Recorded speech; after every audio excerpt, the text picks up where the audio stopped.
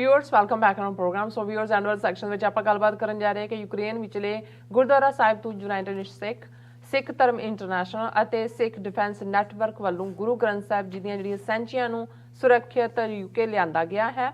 ਸੋ ਇਹ ਕਾਫੀ ਔਖਾ ਮਿਸ਼ਨ ਸੀ ਜਿਸ ਦੀ ਸਫਲਤਾ ਲਈ ਅਸੀਂ ਸਿੱਖ ਕੌਮ ਨੂੰ ਮੁਬਾਰਕਬਾਦ ਦਿੰਦੇ ਹਾਂ ਅਤੇ ਇਹਨਾਂ ਜਥੇਬੰਦੀਆਂ ਦਾ ਧੰਨਵਾਦ ਕਰਦੇ ਹਾਂ। ਸੋ ਇਸ ਬਾਰੇ ਆਪਾਂ ਗੱਲਬਾਤ ਕਰਨ ਜਾ ਰਹੇ ਹਾਂ। ਨਾਲ ਹੀ ਰੂਹ ਦੀ ਖੁਰਾਕ ਗੁਰਬਾਣੀ ਵਿਚਾਰਾਂ ਦੀ ਸਾਂਝ ਤੋੜਨਾ ਪਾਈ ਜਾਏਗੀ। ਸੋ ਅਸੀਂ ਚਾਹਾਂਗੇ ਕਿ ਤੁਸੀਂ ਨਾਲ ਇਸੇ ਤਰ੍ਹਾਂ ਜੁੜੇ ਰਹਿਣਾ। ਦੇਖਣ ਸੁਣਨੇ ਲਿਖਣ ਲਈ ਤੁਹਾਡਾ ਸਭ ਦਾ ਬਹੁਤ ਬਹੁਤ ਸ਼ੁਕਰੀਆ ਜੀ। ਰਾਜ ਸਾਹਿਬ ਕੀ ਕਹਿਣਾ ਚਾਹੋਗੇ? देखो, रूस यूक्रेन जंग दे चलदे जिथे सिख कौम ने अपनी प्रेजेंस फील करवाई ह्यूमैनिटेरियन मदद के हवाले नाल यूनाइटेड सिक्स वालों पोलैंड बॉर्डर के उत्ते जिथे एक वड्डा कैंप एस्टैबलिश किया गया है, उन्हां दा वार्म टेंट जिहदे च हज़ारां लोग इक्को वेले रुकदे ने और उन्हां दा फूड वैन ਜਿਹੜੀ ਵਿਦਨ ਯੂਕਰੇਨ ਵੀ ਬਾਰਡਰ ਏਰੀਆ 'ਚ ਜਾ ਕੇ ਹਜ਼ਾਰਾਂ ਲੋਕਾਂ ਨੂੰ ਹੌਟ ਮੀਲ ਰੋਜ਼ ਸਰਵ ਕਰਦੀ ਹੈ।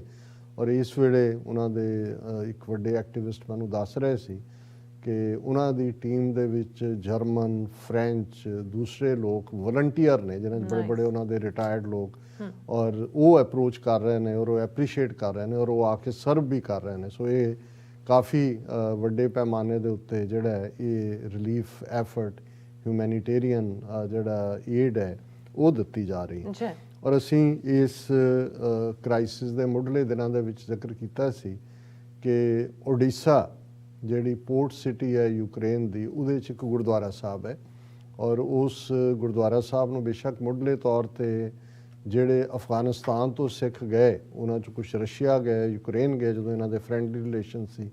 ਮਾਸਕੋ ਦੇ ਵਿੱਚ ਵੀ ਅਫਗਾਨ ਸਿੱਖਾਂ ਨੇ ਗੁਰਦੁਆਰਾ ਐਸਟੈਬਲਿਸ਼ ਕੀਤਾ।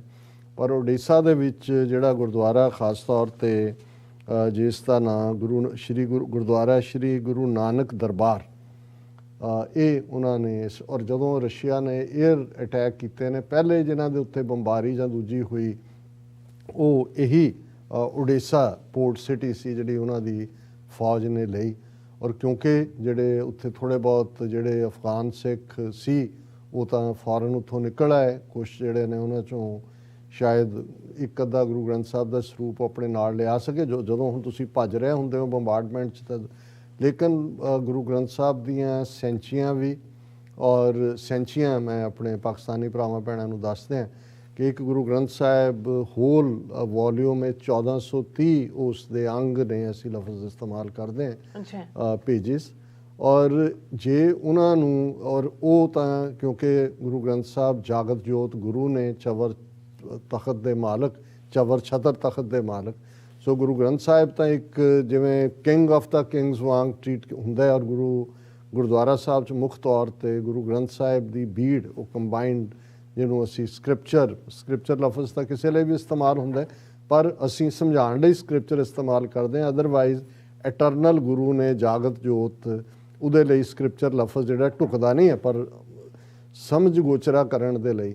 ਲੇਕਿਨ ਜੇ ਉਹੀ 1430 ਜਿਹੜੇ ਅੰਗ ਨੇ ਬਾਣੀ ਹੈ ਜਿਹਦੀ ਉਹਨੂੰ ਜੇ 2 ਵੋਲੀਅਮ 3 ਜਾਂ 4 ਦੇ ਵਿੱਚ ਹੋਏ ਉਸ ਦਾ ਉਹ ਰੁਤਬਾ ਤਾਂ ਨਹੀਂ ਹੁੰਦਾ ਕਿ ਚਵਰ ਛਤਰ ਤਖਤ ਵਾਲਾ। ਲੇਕਿਨ ਉਹ ਗੁਰੂ ਗ੍ਰੰਥ ਸਾਹਿਬ ਦੇ ਲਈ ਬਾਣੀ ਗੁਰੂ ਗ੍ਰੰਥ ਉਹਨੂੰ ਲਫ਼ਜ਼ ਸੈਂਚੀ ਕਿਹਾ ਜਾਂਦਾ ਇਨ ਪਾਰਟਸ। ਸੋ ਬਹੁਤ ਸਾਰੀਆਂ ਸੈਂਚੀਆਂ ਔਰ ਫਿਰ ਗੁਟਕੇ ਜਿਹੜੇ ਉਹਨਾਂ ਤੋਂ ਵੀ ਅੱਗੋਂ ਛੋਟਾ ਵੋਲੀਅਮ ਹੁੰਦਾ ਹੈ ਜਿਸ ਦੇ ਉੱਤੇ ਜਦੋਂ ਜਿਨ੍ਹਾਂ ਨੇ ਪਾਠ ਕਰਨਾ ਉਹਨਾਂ ਦੇ ਲਈ ਅਵੇਲੇਬਿਲਿਟੀ ਹੁੰਦੀ ਹੈ। ਹੁਣ ਉਹ ਜਿਹੜਾ ਕਾਫੀ ਜਿਹੜਾ ਇਸ ਕਿਸਮ ਦਾ ਧਾਰਮਿਕ ਪਾਠ ਸੀ ਉਹ ਉੱਥੇ ਰਹਿ ਗਿਆ।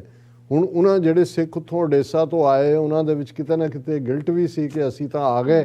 ਹੁਣ ਉਹਨਾਂ ਦੀ ਬੇਅਦਬੀ ਹੋਏਗੀ, ਕਿਵੇਂ ਹੋਏਗਾ? ਹਾਲਾਂ ਉਹਨਾਂ ਤੋਂ ਆਉਣ ਲੱਗਿਆ ਜਿਹੜੇ ਉਹਨਾਂ ਦੇ ਕੋਈ ਲੋਕਲ ਯੂਕਰੇਨੀਅਨ ਦੋਸਤ ਹੋਣਗੇ ਉਹਨਾਂ ਦੇ ਹਵਾਲੇ ਕਰ ਆਏ। ਪਰ ਉਹਨਾਂ ਨੇ ਆ ਕੇ ਆਪਣੀ ਕਹਾਣੀ ਜਦੋਂ ਇੱਥੇ ਦੱਸੀ ਯੂਨਾਈਟਿਡ ਸਿਕਸ ਦੇ ਵੱਲੋਂ, ਇਹਨਾਂ ਨੇ ਕਿਹਾ ਜੀ ਹਾਲਾਂ ਇਹ ਓਡੀਸ਼ਾ ਪੋਰਟ ਸਿਟੀ ਬਹੁਤ ਅੰਦਰ ਜਾ ਕੇ ਹੈ, ਕੋਈ ਬਾਰਡਰ ਦੇ ਨੇੜੇ ਨਹੀਂ ਹੈ ਉਹਦੇ ਨਾਲ।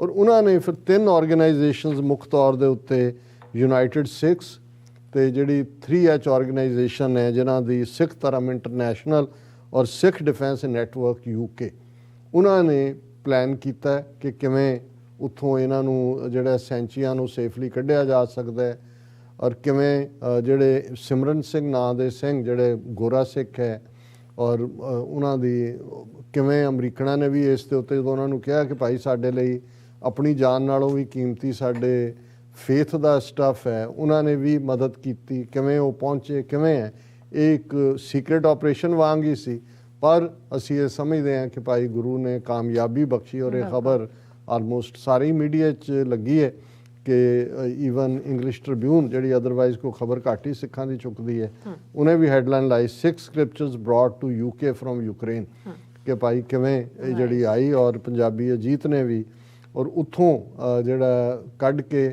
ਕਿਉਂਕਿ ਹੁਣ ਜੇ ਤੁਸੀਂ ਪੋਲੈਂਡ ਬਾਰਡਰ ਤੇ ਲੈ ਵੀ ਆਇਆ, ਕਿਉਂਕਿ ਉੱਥੇ ਹੀ ਯੂਨਾਈਟਿਡ ਸਟੇਟਸ ਦਾ ਕੈਂਪ ਹੈ, ਫਿਰ ਉਹਨੂੰ ਸੇਫਲੀ ਯੂਕੇ ਪਹੁੰਚਾਉਣਾ। ਸੋ ਉਹ ਦਰਸ਼ਕ ਦੇਖ ਸਕਦੇ ਨੇ ਪਿਕਚਰ ਕਿ ਬੜੇ ਸਨਮਾਨ ਦੇ ਨਾਲ ਉੱਥੋਂ ਫਿਰ ਪੋਲੈਂਡ ਤੋਂ ਹੀਥਰੋ 에ਅਰਪੋਰਟ ਦੇ ਉੱਤੇ ਉਹਨਾਂ ਗੁਰੂ ਗ੍ਰੰਥ ਸਾਹਿਬ ਦੀਆਂ ਸੈਂਚੀਆਂ ਨੂੰ ਲਿਆਂਦਾ ਗਿਆ। ਔਰ ਇਹ ਜਿਹੜੇ ਨੇ ਫਿਰ ਇੱਕ ਵਿਸ਼ੇਸ਼ ਗੱਡੀ ਰਾਹੀਂ ਗੁਰਦੁਆਰਾ ਸਿੰਘ ਸਭਾ ਡਰਬੀ ਯੂਕੇ 'ਚ, ਉੱਥੇ ਜਿਹੜਾ ਨੈਸ਼ਨਲ ਸਿੱਖ ਅਜਾਇਬ ਘਰ ਹੈ, ਉਸ ਦੇ ਵਿੱਚ ਜਿਹੜਾ ਉਹਨਾਂ ਨੂੰ ਡਿਸਪਲੇ ਕੀਤਾ ਗਿਆ। ਔਰ ਅਸੀਂ ਮੁਬਾਰਕਬਾਦ ਦਿੰਦੇ ਹਾਂ ਇਹਨਾਂ ਤਿੰਨਾਂ ਹੀ ਆਰਗੇਨਾਈਜੇਸ਼ਨਸ ਨੂੰ, ਔਰ ਖ਼ਾਸ ਤੌਰ 'ਤੇ ਜਿਵੇਂ ਬੜੀ ਡੈਡੀਕੇਸ਼ਨ ਦੇ ਨਾਲ ਭਾਈ ਸਿਮਰਨ ਸਿੰਘ ਉਹਨਾਂ ਨੇ ਕੀਤਾ। ਔਰ ਹਾਲਾਂ ਮੈਨੂੰ ਉਹਨਾਂ ਦੇ ਮੁੱਖ ਸੇਵਾਦਾਰ ਯੂਨਾਈਟਿਡ ਸਿੱਖਸ ਦੇ ਦੱਸ ਰਹੇ ਸੀ ਕਿ ਸਿਮਰਨ ਸਿੰਘ ਕਹਿਣ ਲੱਗੇ ਕਿ ਜੀ ਮੈਂ ਜਦੋਂ ਉੱਥੇ ਪਹੁੰਚਿਆ, 4 ਚੁਫੇਰੇ ਬੰਬ ਡਿੱਗ ਰਹੇ ਨੇ ਦੂਜੇ, ਤਾਂ ਮੇਰੇ ਮਨ 'ਚ ਆਇਆ ਕਿ ਵੀ ਜੇ ਗੁਰੂ ਹਰਗੋਬਿੰਦ ਸਾਹਿਬ ਨੇ ਜੇ ਗਵਾਲੀਅਰ ਦੇ ਕਿਲੇ 'ਚੋਂ 52 ਰਾਜੇ ਛਡਾਏ ਸੀ, ਤੇ ਇੱਥੋਂ ਮੈਂ ਵੀ ਜਿਹੜੇ ਆ ਕੁਛ ਨਾ ਕੁਛ ਜਿਹੜਾ ਨੂੰ ਸੇਵ ਕਰ ਸਕਦੇ ਹਾਂ, ਕਿਉਂਕਿ ਉਹਨਾਂ ਦੇ ਕੋਲ ਗੱਡੀ, ਔਰ ਉੱਥੋਂ ਉਹਨਾਂ ਨੇ ਕੁਛ ਨੂੰ ਜਿਹੜੇ ਐਜ਼ ਏ ਰਿਫਿਊਜੀ ਉੱਥੋਂ ਨਿਕਲਣਾ ਚਾਹੁੰਦੇ ਸੀ, ਉਹਨਾਂ ਨੂੰ ਵੀ ਉਹਨਾਂ ਨੇ ਨਾਲ ਉਹਨਾਂ ਦੇ ਲਿਆਂਦਾ। ਉਹਨਾਂ ਨੇ ਕਿਹਾ ਕਿ ਭਾਈ ਇਹ ਵੀ ਜੇ ਗੁਰੂ ਨਾਲ ਹੈ ਤਾਂ ਗੁਰੂ ਦੇ ਇਹ ਵੀ ਹੈ, ਜੇ ਗੁਰੂ ਆਏ ਗਵਾਲੀਅਰ 'ਚੋਂ ਨਾਲ 52 ਰਾਜੇ। ਸੋ ਮੈਂ ਸਮਝਦਾ ਵੀ ਬਹੁਤ ਵਾਰ ਅਸੀਂ ਇਹ ਕਈ ਵਾਰੀ ਰਿਅਲਾਈਜ਼ ਵੀ ਨਹੀਂ ਕਰਦੇ ਵੀ ਇਹ ਜਿਹੜੀ ਹਿਸਟਰੀ ਸਾਡੇ ਅੰਦਰ ਪਈ ਹੋਈ ਹੈ ਉਹ ਕਿਵੇਂ ਰੋਲ ਪਲੇ ਕਰਦੀ ਹੈ। ਸੋ ਅਸੀਂ ਸਭ ਨੂੰ ਮੁਬਾਰਕਬਾਦ ਦਿੰਦੇ ਹਾਂ। ਔਰ ਕਲੋਜ਼ਿੰਗ ਦੇ ਵਿੱਚ ਅਸੀਂ ਜਿਵੇਂ ਰੋਜ਼ਾਨਾ ਰੂਹਾਨੀ ਵਿਚਾਰ ਕਰਦੇ ਹਾਂ, ਤੀਸਰੇ ਪਾਤਸ਼ਾਹ ਗੁਰੂ ਅਮਰਦਾਸ ਜੀ ਦਾ ਸ੍ਰੀ ਰਾਗ ਦੇ ਵਿੱਚ ਸ਼ਬਦ ਹੈ, ਬਹੁਤ ਪਿਆਰਾ ਸ਼ਬਦ ਹੈ। ਬਹੁਤ ਜਦੋਂ ਮੈਂ ਇਸ ਨੂੰ ਪੜ੍ਹਿਆ, ਤੇ ਹਾਲਾਂਕਿ ਬਾਣੀ ਦਾ ਤਾਂ ਹਰ ਸ਼ਬਦ ਹੀ ਜਿਹੜਾ ਉਹ ਤੁਹਾਨੂੰ ਝੂਮਣ ਲਾਉਂਦਾ ਹੈ, ਪਰ ਕਈ ਵਾਰ ਤੁਸੀਂ ਜਿਵੇਂ ਉਹ ਸਾਰੇ ਮੈਟਾਫਰਸ ਨੂੰ ਦੇਖਦੇ ਹੋ। ਮਨਮੁਖ ਕਰਮ ਕਮਾਵਣੇ ਜਿਉਂ ਦੁਹਾਗਣ ਤਨ ਸਿੰਗਾਰ, ਸੇਜੈ ਕੰਤ ਨਾ ਆਵੇ ਨਿਤ ਨਿਤ ਹੋਏ ਖੁਆਰ, ਪਿਰ ਕਾ ਮਹਿਲ ਨਾ ਪਾਵੇ ਨਾ ਦੀਸੈ ਘਰ ਬਾਰ, ਭਾਈ ਰੇ ਇੱਕ ਮਨ ਨਾਮ ਧਿਆਏ, ਸੰਤਾਂ ਸੰਗਤ ਮਿਲ ਰਹੇ, ਜਪ ਰਾਮ ਨਾਮ ਸੁਖ ਪਾਏ ਰਹਾਓ। ਜਿਵੇਂ ਰਹਾਓ ਦੀ ਤੁਕ ਤੋਂ ਹੀ ਅਸੀਂ ਗੱਲ ਸ਼ੁਰੂ ਕਰਦੇ ਹਾਂ ਸੈਂਟਰਲ ਆਈਡੀਆ ਦੇ ਤੌਰ ਤੇ ਕਿ ਹੇ ਮੇਰੇ ਵੀਰ, ਹੇ ਮੇਰੇ ਭਰਾ, ਭਾਈ ਰੇ ਇੱਕ ਮਨ ਨਾਮ ਧਿਆਏ, ਜੁੜ ਕੇ, ਫੇਕ ਨਹੀਂ, ਲੋਕਾਂ ਨੂੰ ਦਿਖਾਉਣ ਦੇ ਲਈ ਨਹੀਂ, ਅੰਦਰੋਂ ਮੁਹੱਬਤ ਦੇ ਨਾਲ ਉਸ ਰੱਬ ਦੇ ਨਾਲ ਆਪਣੀਆਂ ਨਜ਼ਦੀਕੀਆਂ, ਉਸ ਦੀ ਇਬਾਦਤ ਸੱਚੇ ਦਿਲੋਂ, ਇੱਕ ਮਨ, ਭਾਈ ਰੇ ਇੱਕ ਮਨ ਨਾਮ ਧਿਆਏ, ਸੰਤਾਂ ਸੰਗਤ ਮਿਲ ਰਹਿ।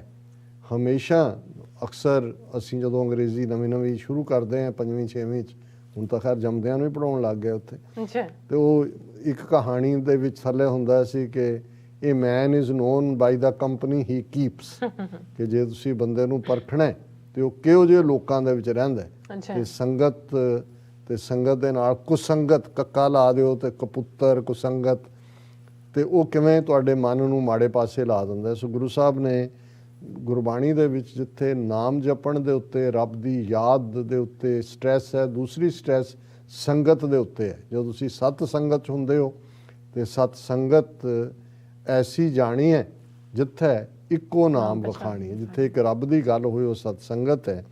ਸੰਤਾਂ ਸੰਗਤ ਮਿਲ ਰਿਹਾ ਕਿ ਭਾਈ ਸੰਤਾਂ ਦੀ ਸੰਗਤ ਵਿੱਚ, ਭਲੇ ਸਾਥ ਦੇ ਵਿੱਚ ਜਪ ਰਾਮ ਨਾਮ ਸੁਖ ਪਾਏ, ਕਿ ਜਦੋਂ ਤੁਸੀਂ ਰੱਬ ਦੀ ਯਾਦ ਦੇ ਵਿੱਚ ਜੁੜੋਗੇ, ਰੱਬ ਦਾ ਨਾਮ ਲਓਗੇ, ਤਾਂ ਤੁਹਾਡੇ ਅੰਦਰ ਕੰਫਰਟ ਹੋਏਗਾ, ਆਨੰਦ ਹੋਏਗਾ, ਈਜ਼ ਹੋਏਗਾ, ਫੀਲਿੰਗ ਆਫ ਬਲਿਸ ਹੋਏਗੀ। ਮਨਮੁਖ ਕਰਮ ਕਮਾਵਣੇ ਜਿਉਂ ਦੁਹਾਗਣ ਤਨ ਸਿਗਾਰ। ਹੁਣ ਇਹਦੇ 'ਚ ਜਿਹੜਾ ਮੈਟਾਫਰ ਅਲੰਕਾਰ ਇਸਤੇਮਾਲ ਕੀਤਾ ਹੈ ਦੁਹਾਗਣ ਤੇ ਸੁਹਾਗਣ ਦਾ, ਕਿ ਇੱਕੋ ਔਰਤ ਜਿਹਦਾ ਘਰ ਵਸਦਾ ਹੈ, ਜਿਸ ਦਾ ਹਸਬੈਂਡ ਹੈ, ਉਹਦਾ ਘਰ ਬਾਹਰ ਹੈ, ਤੇ ਉਹ ਜਦੋਂ ਸ਼ਿੰਗਾਰ ਕਰਦੀ ਹੈ, ਆਪਣੇ ਆਪ ਨੂੰ ਫਬਾਂਦੀ ਹੈ, ਤੇ ਜ਼ਾਹਰ ਹੈ ਕਿ ਉਹ ਆਪਣੇ ਉਸ ਘਰ ਦੇ ਵਿੱਚ ਇੱਕ ਗ੍ਰਸਤ ਦੇ ਵਿੱਚ ਇੱਕ ਖੁਸ਼ੀ ਦਾ ਵਾਇਸ ਹੈ। ਪਰ ਇੱਕ ਉਹ ਜਿਸ ਦਾ ਪਤੀ ਉਹਦੇ ਕੋਲ ਨਹੀਂ ਹੈ ਜਾਂ ਉਸ ਨਾਲ ਉਸ ਦਾ ਕੋਈ ਸਬੰਧ ਨਹੀਂ ਜੁੜਦਾ, ਪਰ ਉਹ ਉਵੇਂ ਹੀ ਜਿਹੜਾ ਉਹ ਆਪਣੇ ਆਪ ਨੂੰ ਪੋਇਜ਼ ਕਰੇ ਦੁਨੀਆ ਦੇ ਸਾਹਮਣੇ ਕਿ ਉਹ ਸੁਹਾਗਣ ਹੈ, ਤੇ ਉਹ ਜਿਵੇਂ ਐਮਪਟੀ ਹੋਏਗੀ ਇਵੇਂ ਹੀ ਇਹ ਮਨਮੁਖ ਨੇ, ਕਿਉਂਕਿ ਮਨ ਦੇ ਮਗਰ ਲੱਗੇ ਹੋਏ ਨੇ, ਰੱਬ ਦੇ ਵੱਲ ਇਹਨਾਂ ਦਾ ਚਿੱਤ ਨਹੀਂ ਹੈ। ਮਨਮੁਖ ਕਰਮ ਕਮਾਵਣੇ ਜਿਉਂ ਦੁਹਾਗਣ ਤਨ ਸ਼ਿੰਗਾਰ, ਸੇਜੈ ਕੰਤ ਨਾ ਆਵੇ ਨਿਤ ਨਿਤ ਹੋਏ ਖੁਆਰ। ਉਹਨਾਂ ਨੂੰ ਰੋਜ਼ਾਨਾ ਖੁਆਰੀ ਉਹਨਾਂ ਦੇ ਪੱਲੇ ਪੈਂਦੀ ਹੈ, ਕਿਉਂਕਿ ਉਹਨਾਂ ਦੇ ਅੰਦਰ ਜਿਹੜਾ ਰੱਬ ਦੀ ਤੁਹਾਡੇ ਸੇਜ ਦੇ ਉੱਤੇ, ਦਿਲ ਦੀ ਸੇਜ ਦੇ ਉੱਤੇ ਜਿਹਦਾ ਉਸ ਦਾ ਆਣ ਹੈ, ਉਹ ਹੀ ਤੁਹਾਨੂੰ ਅੰਦਰ ਆਨੰਦ ਦਿੰਦਾ। ਜਦੋਂ ਤੁਹਾਡੇ ਦਿਲ 'ਚ ਆ ਕੇ ਰੱਬ ਵਸਦਾ ਹੈ, ਤੇ ਜੇ ਰੱਬ ਤੋਂ ਖਾਲੀ ਹੈ ਤੇ ਫਿਰ ਉਹ ਦੁਹਾਗਣ ਵਾਂਗ ਜਿਹੜੀ ਆ ਉਸ ਤਕਲੀਫ 'ਚ ਹੁੰਦੀ ਹੈ।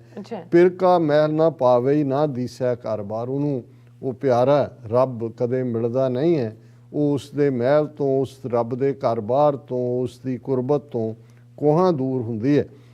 ਗੁਰਮੁਖ ਸਦਾ ਸੁਹਾਗਣੀ ਪਿਰ ਰਾਖਿਆ ਉਰ ਧਾਰ, ਮਿੱਠਾ ਬੋਲੇ ਨਿਵ ਚਲੈ ਸੀਜੈ ਰਵੈ ਪਤਾਰ, ਸੋਭਾਵੰਤੀ ਸੁਹਾਗਣੀ ਜਿਨ ਗੁਰ ਕਾ ਹੇਤ ਅਪਾਰ। ਹੁਣ ਇੱਕ ਪਾਸੇ ਮਨਮੁਖ ਦੀ ਕੀ ਹਾਲਤ ਹੈ, ਉਸ ਦੁਹਾਗਣ ਵਾਂਗ ਜੋ ਫੇਕ ਸ਼ਿੰਗਾਰ ਕਰਦੀ ਹੈ ਪਰ ਪਿਆਰੇ ਨੂੰ ਰਿਝਾ ਨਹੀਂ ਪਾਉਂਦੀ। ਗੁਰਮੁਖ ਉਹ ਹੈ ਜਿਸ ਨੇ ਰੱਬ ਨੂੰ ਪਿਰ ਰਾਖਿਆ ਔਰ ਉਸ ਆਪਣੇ ਪਿਆਰੇ ਨੂੰ, ਆਪਣੇ ਸੱਜਣ ਨੂੰ ਆਪਣੇ ਦਿਲ ਦੇ ਅੰਦਰ ਰੱਖਿਆ ਹੋਇਆ ਹੈ। ਸੱਚਾਈ ਦੇ ਨਾਲ ਉਹ ਰੱਬ ਦੀ ਬੰਦਗੀ ਦੇ ਵਿੱਚ ਉਹ ਰੂਹ ਜੁੜੀ ਹੋਈ ਹੈ, ਔਰ ਉਸ ਦੇ ਜੁੜੇ ਹੋਣ ਦੇ ਲੱਛਣ ਕੀ ਹੋਣਗੇ ਜਿਹੜੀ ਦੁਨੀਆ ਦੇਖ ਸਕਦੀ ਹੈ। ਮਿੱਠਾ ਬੋਲੇ ਨਿਵ ਚਲੇ ਸੀਜੈ ਰਵੈ ਪਤਾਰ। ਹੁਣ ਨਿਵ ਚਲੇ ਨਿਮਰਤਾ, ਮਿੱਠਾ ਬੋਲਣਾ ਜ਼ਾਰ ਹੈ ਪਲੇਜ਼ੈਂਟ, ਜਿਹਨੂੰ ਗੁਰੂ ਨਾਨਕ ਸਾਹਿਬ ਨੇ ਫਰਮਾਇਆ ਸੀ ਮਿੱਠਤ ਨੀਵੀਂ ਨਾਨਕਾ ਗੁਣ ਚੰਗਿਆਈਆਂ ਤਤ। ਹੁਣ ਰੱਬ ਨਾਲ ਜੁੜੀ ਹੋਈ ਰੂਹ ਉਹ ਹੈ ਜਿਸ ਦੀ ਜ਼ਿੰਦਗੀ ਦੇ ਵਿੱਚ ਮਿਠਾਸ ਔਰ ਨਿਮਰਤਾ ਆਉਂਦੀ ਹੈ। ਸੋਭਾਵੰਤੀ ਸੁਹਾਗਣੀ ਜਿਨ ਗੁਰ ਕਾ ਹੇਤ ਅਪਾਰ, ਜਿਹਦੇ ਅੰਦਰ ਰੱਬ ਦਾ ਅਪਾਰ, ਜਿਸ ਨੂੰ ਮੇਸ਼ਰ ਹੀ ਨਹੀਂ ਕੀਤਾ ਜਾ ਸਕਦਾ, ਇੰਨਾ ਪਿਆਰ ਹੈ, ਉਸ ਦੀ ਸੋਭਾ ਰੱਬ ਦੀ ਦਰਗਾਹ 'ਚ ਹੈ, ਔਰ ਉਹੀ ਸੁਹਾਗਣ ਹੈ। ਪੂਰੇ ਭਾਗ ਸਤਿਗੁਰ ਮਿਲੈ, ਜਾਂ ਭਾਗਿਆ ਕਾ ਉਦੋਂ ਹੋਏ, ਅੰਤਰੋਂ ਦੁੱਖ ਭ੍ਰਮ ਕੱਟਿਐ, ਸੁਖ ਪ੍ਰਾਪਤ ਹੋਏ, ਗੁਰ ਕੇ ਭਾਣੈ ਜੋ ਚੱਲੈ, ਦੁੱਖ ਨਾ ਪਾਵੈ ਕੋਈ। ਕਿ ਇਹ ਜਿਹੜੀ ਅਵਸਥਾ ਹੈ ਰੱਬ ਦੀ ਕੁਰਬਤ ਦੀ, ਪੂਰੇ ਭਾਗ ਸਤਿਗੁਰ ਮਿਲੈ ਜਾਂ ਭਾਗਿਆ ਕਾ ਉਦੋਂ ਹੋਏ, ਜੇ ਫੋਰਚੂਨ ਖੁਸ਼ਕਿਸਮਤੀ, ਔਰ ਇਸ ਨੂੰ ਹੀ ਗੁਰਬਾਣੀ 'ਚ ਅਸੀਂ ਕਈ ਥਾਂ ਪੜ੍ਹਦੇ ਹਾਂ ਕਿ ਪੂਰਬ ਕਰਬ ਅੰਕਰ ਜਬ ਪ੍ਰਗਟੇ, ਭੇਟਿਓ ਪੁਰਖ ਰਸਕ ਬੈਰਾਗੀ। ਕਿ ਜ਼ਿੰਦਗੀ ਦੇ ਅੰਦਰ ਕੋਈ ਰਸਕ, ਕਿਸੇ ਵੈਰਾਗੀ, ਕਿਸੇ ਰੱਬ ਦੇ ਪਿਆਰੇ ਦਾ ਆ ਜਾਣਾ, ਬੇਸ਼ੱਕ ਤੁਸੀਂ ਇੱਕ ਡਿਫਰੈਂਟ ਪਾਥ 'ਤੇ ਚੱਲ ਰਹੇ ਹੁੰਦੇ ਹੋ, ਸਡਨਲੀ ਤੁਹਾਡੀ ਜ਼ਿੰਦਗੀ ਦੇ ਵਿੱਚ ਇੱਕ ਤਬਦੀਲੀ ਹੁੰਦੀ ਹੈ ਔਰ ਤੁਸੀਂ ਰੂਹਾਨੀਅਤ ਦੇ ਰਾਹ 'ਤੇ ਆਉਂਦੇ ਹੋ। ਅਤੇ ਇਹ ਜਿਹੜਾ ਰੱਬ ਦੀ ਰਹਿਮਤ ਦੇ ਨਾਲ ਹੀ ਹੁੰਦਾ। ਪੂਰੇ ਭਾਗ ਸਤਿਗੁਰ ਮਿਲੈ ਜਾਂ ਭਾਗੇ ਕਾ ਉਦੋਂ ਹੋਏ, ਅੰਤਰੈ ਦੁੱਖ ਭ੍ਰਮ ਕੱਟਿਐ। ਅੰਦਰ ਤੁਹਾਡੇ ਸਭ ਤੋਂ ਪਹਿਲਾਂ ਤਾਂ ਡਾਊਟ, ਸ਼ੰਕਾ, ਸਵਾਲ ਜਿਹੜੇ ਬੇਮਤਲਬ ਨੇ ਉਹ ਖਤਮ ਹੋ ਜਾਂਦੇ ਨੇ। ਸੁਖ ਪ੍ਰਾਪਤ, ਅੰਦਰ ਤੁਹਾਡੇ ਰੱਬ ਦੀ ਹੋਂਦ ਦਾ ਅਹਿਸਾਸ ਜਦੋਂ ਆਉਂਦਾ ਤੇ ਅੰਦਰ ਇੱਕ ਟਿਕਾ ਆਉਂਦਾ, ਇੱਕ ਆਨੰਦ ਆਉਂਦਾ। ਗੁਰ ਕੇ ਭਾਣੈ ਜੋ ਚੱਲੈ ਦੁੱਖ ਨਾ ਪਾਵੈ। ਫਿਰ ਤੁਸੀਂ ਇਹ ਸਮਝਦੇ ਹੋ ਕਿ ਗੁਰ ਕੀ ਮੱਤ ਤੂੰ ਲੈ ਇਹ ਆਣੇ, ਭਗਤ ਬਿਨਾ ਬਹੁ ਡੂਬੇ ਸਿਆਣੇ। ਤੁਸੀਂ ਮਨ ਦੀ ਮੱਤ ਪਾਸੇ ਰੱਖ ਦਿੰਦੇ ਹੋ ਤੇ ਗੁਰੂ ਦੀ ਮੱਤ ਦੇ ਉੱਤੇ ਤੁਰਦੇ ਹੋ। ਤਾਂ ਅਖੀਰ 'ਚ ਗੁਰੂ ਸਾਹਿਬ ਤੀਸਰੇ ਨਾਨਕ ਗੁਰੂ ਅਮਰਦਾਸ ਜੀ ਫਰਮਾਉਂਦੇ ਨੇ, ਗੁਰ ਕੇ ਭਾਣੇ ਵਿੱਚ ਅੰਮ੍ਰਿਤ ਹੈ, ਸਹਿਜੇ ਪਾਵੈ ਕੋਏ, ਜਿਨਾ ਪ੍ਰਾਪਤ ਤਿਨ ਪੀਆ, ਹਉਮੈ ਵਿੱਚੋਂ ਖੋਏ, ਨਾਨਕ ਗੁਰਮੁਖ ਨਾਮ ਧਿਆਈਐ, ਸੱਚ ਮਿਲਾਵਾ ਹੋਏ। ਕਿ ਭਾਈ ਜਦੋਂ ਤੁਸੀਂ ਗੁਰੂ ਦੀ ਮੱਤ ਨੂੰ ਗ੍ਰਹਿਣ ਕਰਦੇ ਹੋ, ਉਹੀ ਜ਼ਿੰਦਗੀ ਦਾ ਤੁਹਾਡਾ ਅੰਮ੍ਰਿਤ ਹੈ, ਤੁਹਾਨੂੰ ਜ਼ਿੰਦਗੀ ਦਿੰਦਾ ਹੈ ਔਰ ਅੰਦਰ ਤੁਹਾਡੇ ਸਹਿਜ ਆ ਜਾਂਦਾ ਹੈ। ਇਹਨੂੰ ਕੋਈ ਪਾ ਸਕਦਾ ਹੈ ਰਹਿਮਤ ਦੇ ਨਾਲ, ਰੱਬ ਦੀ ਬਖਸ਼ਿਸ਼ ਦੇ ਨਾਲ। ਜਿਨ੍ਹਾਂ ਪ੍ਰਾਪਤ ਤਿਨ ਪੀਆ ਹਉਮੈ ਵਿੱਚੋਂ, ਜਿਨ੍ਹਾਂ ਨੇ ਇਹ ਵਾਹਿਗੁਰੂ ਦੇ ਨਾਮ ਦਾ ਅੰਮ੍ਰਿਤ ਪੀਤਾ, ਉਹਨਾਂ ਦੇ ਅੰਦਰੋਂ ਹਉਮੈ, ਈਗੋ, ਅਨਾ, ਇਹ ਵਿਕਾਰ, ਇਹ ਜਿਹੜੇ ਦੁਸ਼ਮਣ ਬਣ ਕੇ ਅੰਦਰ ਬੈਠੇ ਸੀ, ਇਹ ਸਾਰੇ ਨਿਕਲ ਜਾਂਦੇ ਨੇ। ਨਾਨਕ ਗੁਰਮੁਖ ਨਾਮ ਤੇ ਆਈਏ। ਫਿਰ ਜਿਹੜੇ ਗੁਰਮੁਖ ਹੋ ਜਾਂਦੇ ਨੇ, ਤੀਸਰੇ ਪਾਤਸ਼ਾਹ ਯਾਦ ਦਹਾਨੀ ਕਰਵਾਉਂਦੇ ਨੇ ਕਿ ਉਹ ਹਮੇਸ਼ਾ ਨਾਮ ਦੇ ਵਿੱਚ ਆਪਣਾ ਧਿਆਨ ਜੋੜ ਕੇ ਰੱਖਦੇ ਨੇ, ਸੱਚ ਮਿਲਾਵਾ ਹੋਏ। ਉਹ ਸੱਚ ਦੇ ਨਾਲ ਮਿਲੇ ਹੁੰਦੇ ਨੇ, ਉਹਨਾਂ ਦਾ ਜੀਵਨ ਵੀ ਸੱਚ ਹੁੰਦਾ ਹੈ, ਜੀ ਜਿਉਂਦੇ ਵੀ ਸੱਚ 'ਚ ਨੇ, ਤੇ ਅਲਟੀਮੇਟਲੀ ਉਹ ਸੱਚ ਦੇ ਵਿੱਚ ਹੀ ਸਮਾ ਜਾਂਦੇ ਨੇ ਤੇ ਉਸ ਰੱਬ ਦੀ ਦਰਗਾਹ ਦੇ ਵਿੱਚ ਪਤਵੰਤੇ ਹੋ ਕੇ ਉਹਨਾਂ ਨੂੰ ਮਾਣ ਮਿਲਦਾ। ਜੀ ਡਾਕਟਰ ਸਾਹਿਬ, ਤੁਹਾਡਾ ਬਹੁਤ ਬਹੁਤ ਸ਼ੁਕਰੀਆ। ਤੁਸੀਂ ਅੱਜ ਦੇ ਐਮ ਸ਼ੂ ਤੇ ਅੱਜ ਦਾ ਵਿਚਾਰ ਸਾਡੇ ਦਰਸ਼ਕਾਂ ਨਾਲ ਸਾਂਝਾ ਕੀਤਾ। ਸੋ ਇਸ ਨਾਲ ਆਪਣੇ ਵਿਊਅਰਸ ਕੋਲ ਨੇ ਇਜਾਜ਼ਤ। ਵਿਊਅਰਸ ਆ ਸਾਡੇ ਪ੍ਰੋਗਰਾਮ ਦਾ ਸਮਾਂ ਇੱਥੇ ਸਮਾਪਤ ਹੁੰਦਾ। ਤੁਸੀਂ ਆਪਣੀ ਰਾਏ ਤੇ ਸੁਝਾਅ ਸਾਨੂੰ ਭੇਜਣਾ ਭੁੱਲਣਾ ਸਾਡੇ ਇਸ ਪਤੇ ਤੇ sos@tv84.tv ਤੇ ਅਸੀਂ ਆਪਣਾ ਪ੍ਰੋਗਰਾਮ ਲੈ ਕੇ ਫਿਰ ਦੁਬਾਰਾ ਤੁਹਾਡੇ ਸਨਮੁਖ ਹੋਵਾਂਗੇ। ਤਦ ਤੱਕ ਲਈ ਮੈਨੂੰ ਤੇ ਆਪਣਾ ਸੁਣਾ ਗਿਆ ਦੋ ਦੇਖਦੇ ਰਹੋ TV84। ਬੁਲਾ ਦਿਓ ਫਤਿਹ। ਵਾਹਿਗੁਰੂ ਜੀ ਕਾ ਖਾਲਸਾ, ਵਾਹਿਗੁਰੂ ਜੀ ਕੀ ਫਤਿਹ।